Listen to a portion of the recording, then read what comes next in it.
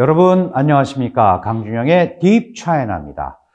새해 벽두부터 이 한중 정상회담이 열렸습니다. 이 정상회담의 결과 분석해 보고요. 또 당면 과제가 뭐가 있는지 함께 살펴보는 시간을 마련했습니다.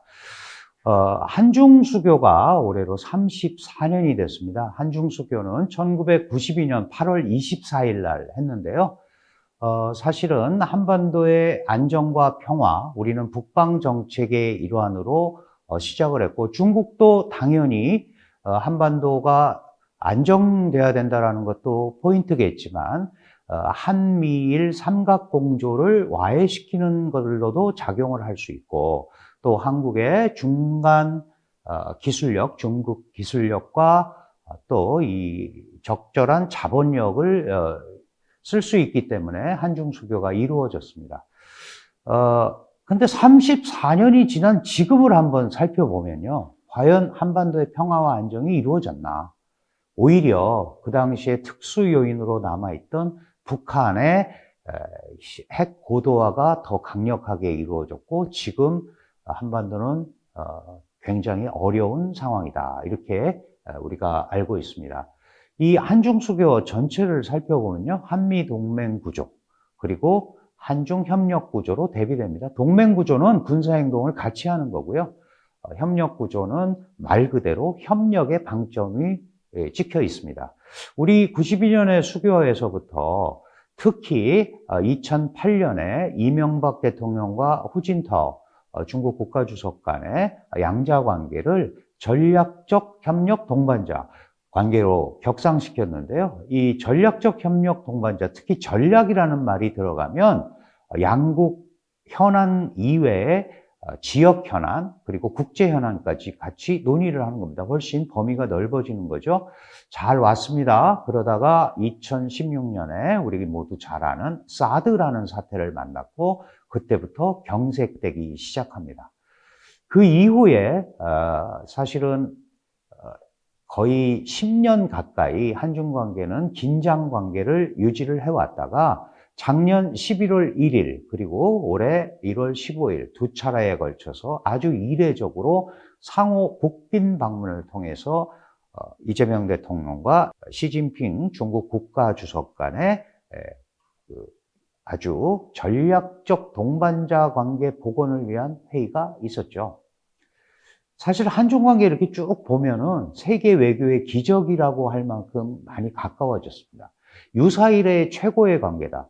사실은 시진핑 중국 국가주석이 박근혜 대통령을 만나면서 한 말입니다. 그만큼 좋았었는데 사드 이후에 굉장히 경색이 됐다.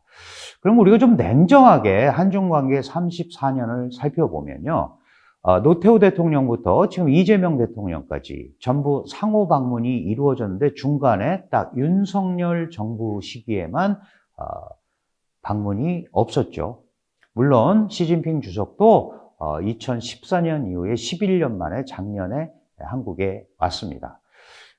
지금 여러분이 보시는 도표는 실제로 한중 간의 교류를 쭉 얘기를 하는 건데요. 저는 이제 한중 관계를 연구하고 공부하는 입장에서 결정적으로 한중 관계가 협력을 하지 못한 부분들도 중간중간 많이 있다.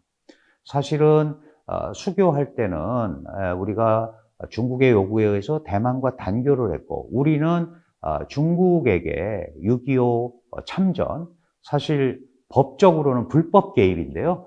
여기에 대해서 유감 표명을 해달라는데 이루어지지 않았고, 결정적으로 그 이후에 마늘 분쟁이라든가 동북공정 이런 게 있었던 데다가 2010년에 천안함 비폭 사건, 연평도 포격 사건 이럴 때 중국은 북한 편을 사실상 들었다고 봐야겠죠. 그러면서 굉장히 소원해진 상태가 바로 2016년 사드 배치로 인해서 한중 관계가 갈등기를 겪게 되는 겁니다. 그 이후에 일정한 조정기를 거쳐서 작년과 올해 연속으로 이재명, 시진핑, 이재명 간의 한중 정상회담이 이루어졌고, 그래서 뭔가 새로운 물꼬를 좀 터보자 이런 것들이 이루어진 겁니다. 이런 관련 내용은 앞으로 제가 한중관계 여러분하고 같이 논의를 해보도록 하겠습니다. 근데 문제는 이 한중 관계가 이렇게 경제가 이끌고 오면서 잘 온 이 관계가 사드 문제로 복잡해지고 일단의 조정기와 갈등기를 거치면서 다양한 갈등들이 증폭되고 있다는 거예요. 지금 여러분들 도표에서 보시는 뭐 북한 요인 여전하죠. 그 다음에 한미일 대 북중러. 더 결정적인 거는 북러가 밀착하고 이 북한의 핵 능력이 고도화되고 막 또 이런 게 생긴 거예요. 거기에다가 양자 간에 생기는 문제도 굉장히 많습니다. 정상회담에 이슈가 됐었던 서해 불법 구조물 문제라든가 중국 해군력이 우리 소위 잠정 조치 수역에까지 뭐 이렇게 들어오고 불법 조업을 한다든가 이런 전반적인 흐름이 사실은 양국 국민의 감정을 계속 악화시키고 있습니다. 이런 부분들 앞으로 우리가 해결해 나가야 될 숙제인데요.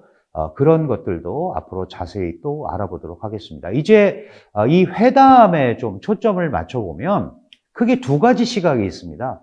얻은 게 별로 없다. 무슨 소리냐? 실리적으로 상당한 진전이 있었다. 당연히 중국은 한국을 자기네 편으로 많이 끌어들이려는 생각을 해서 실제로 우리가 조기 방문을 원했는데 중국이 약간 미온적 반응을 보였었거든요. 작년 11월에 했는데 뭘 또 하냐. 그런데 여러분 잘 아시다시피 11월 7일에 일본 다카이치 총리의 대만 유사가 일본 유사다라는 발언, 그 다음에 12월 10일에 미국에서 소위 AI 동맹이라고 하는 팩스 실리카가 출범을 합니다. 한일이 거기다 들어가 있죠.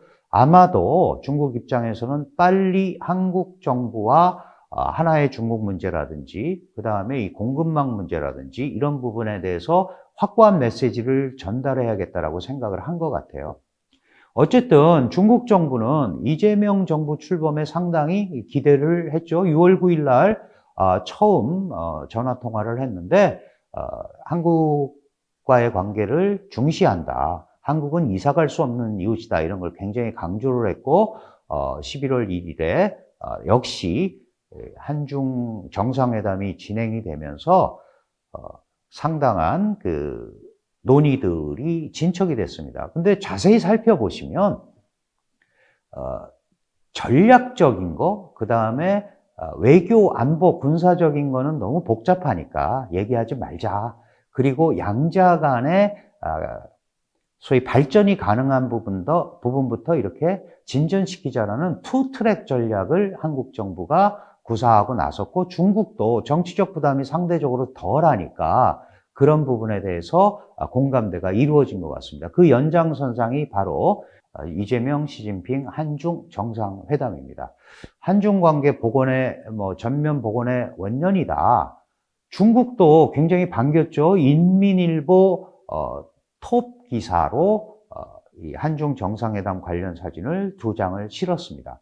그러면 이제 우리는 과연 뭘 얻었고 중국은 뭘 얻었고 이런 것 뭐고 이제 이런 거를 지금부터 따지는 거는 좀 이제 문제가 있습니다만은 한국의 가장 큰 문제는 북한으로부터의 위협을 어떻게 상쇄시키고 관리하느냐가 포인트겠죠. 그 부분에 관해서 조금 미흡한 면이 있었다. 그리고 그렇게 강조했던 서해 불법 구조물 문제도 우리 의도대로 좀 안 간 것 같다. 물론 과거보다 진척이 있었습니다. 한알령도 좀 그런 것 같다.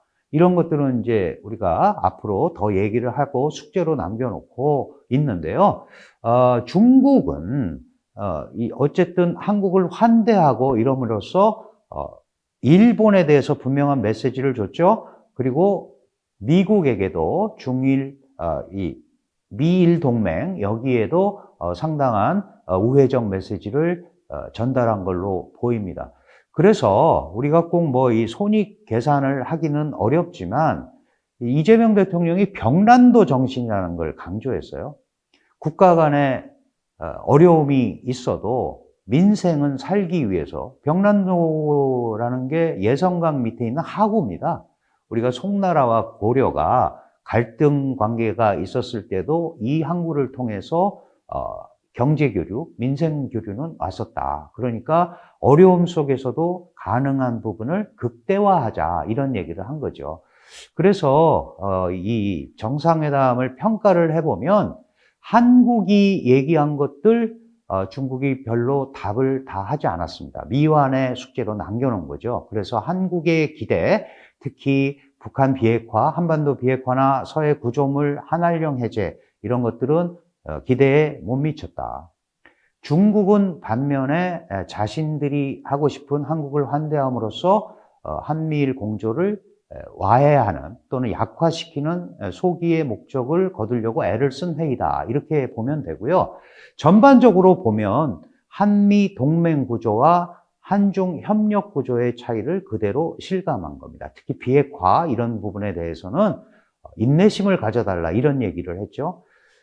문제는 이 협력 강화를 기대하는 가운데 이제 후속 조치가 어떻게 되느냐가 중요하고요.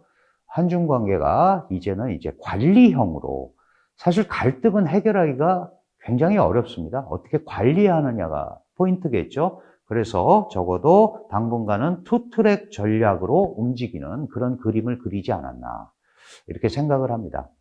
삼척의 얼음은 하루아침에 녹지 않는다 그런 뜻이에요. 한반도에 형성된 이 북핵 문제라든가 이런 것들 그렇게 금방 해결이 되겠느냐. 한한령도 역시 마찬가지죠. 그러나 참외가 익으면 꼭지가 떨어진다라는 말도 있다. 그러면 이런 거를 그냥 놔둘 거냐. 뭔가 분위기가 좋아지면 새로운 방향으로 움직이는 노력이 있어야 된다. 그런 의미에서 이번 한중 정상회담은 경색된 국면 속에서도 뭔가를 풀어가고자 하는 양국 정상 그리고 양국의 의지가 투영된 회의였다. 그러나 앞으로 어떻게 갈지는 양측이 어떠한 성의와 어떠한 방법을 가지고 실천해 나가느냐가 관건이 될 것 같습니다. 이와 관련된 문제는 앞으로도 제가 한중 관계에서 자세하게 여러분과 같이 나눠보도록 하겠습니다. 고맙습니다.